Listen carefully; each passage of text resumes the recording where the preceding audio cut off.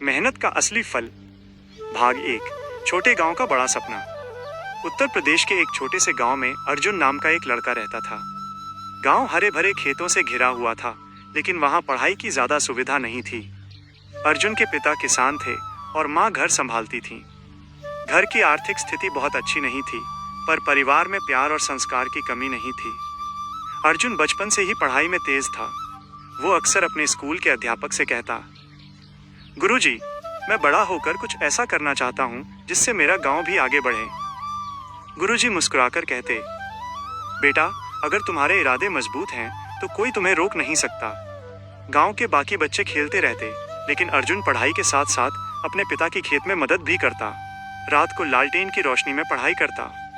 कई बार नींद आती, पर वो अपने सपनों को याद करके फिर से किताब खोल लेता।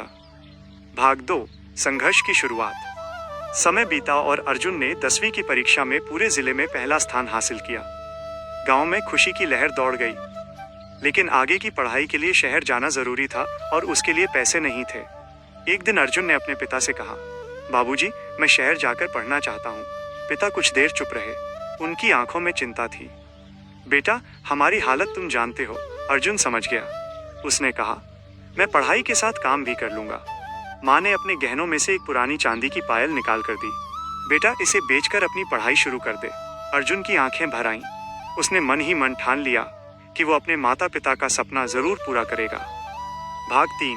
शहर की कठिन राह। शहर की जिंदगी गांव से बिल्कुल अलग थी। यहाँ हर चीज तेज थी, लोग, गाड़ियां और जिंदगी की रफ्तार। अर्जुन को शुरुआत में बहुत दिक्कत हुई। वो एक छोटे से कमरे में 3 और लड़कों के साथ रहता था। दिन में कॉलेज जाता और शाम को एक किताबों की दुकान पर काम करता। कई बार थकान इतनी होती कि खाना खाते खाते ही सो जाता। एक दिन दुकान के मालिक ने पूछा, तुम इतने मेहनती क्यों हो? अर्जुन ने जवाब दिया, क्योंकि मेरे पास हारने का विकल्प नहीं है। ये सुनकर मालिक प्रभावित हुए और उन्होंने अर्जुन की फीस भरने में थोड़ी मदद की। भाग 4। असफलता का झटका।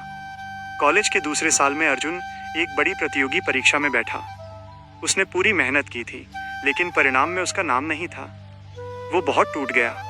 उसने सोचा, शायद मैं इतना काबिल नहीं हूँ। उस रात वो बहुत देर तक छत पर बैठा रहा। तभी उसे अपने गुरुजी की बात याद आई, इरादे मजबूत हों तो कोई रोक नहीं सकता। अगले दिन उसने खुद से कहा, एक असफलता मेरी मंजिल तय नहीं करेगी। भाग 5। नई शुरुआत। अर्जुन ने अपनी गलतियों को समझा।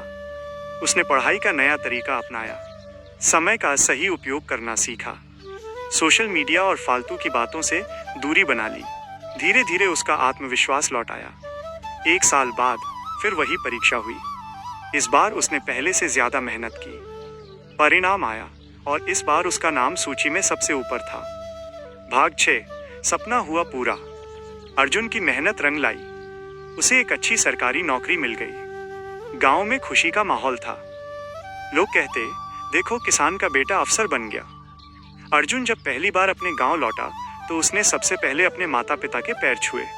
उसने गांव के स्कूल में जाकर बच्चों से कहा, सपने बड़े देखो, लेकिन उन्हें पूरा करने के लिए मेहनत भी बड़ी करो।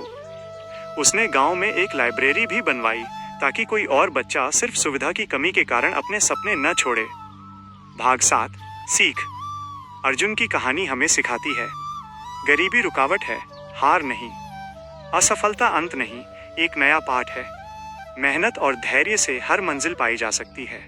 कहानी की सीख, अगर इरादा मजबूत हो तो कोई भी सपना असंभव नहीं होता। वीडियो अच्छी लगी हो तो लाइक सब्सक्राइब जरूर करें प्लीज।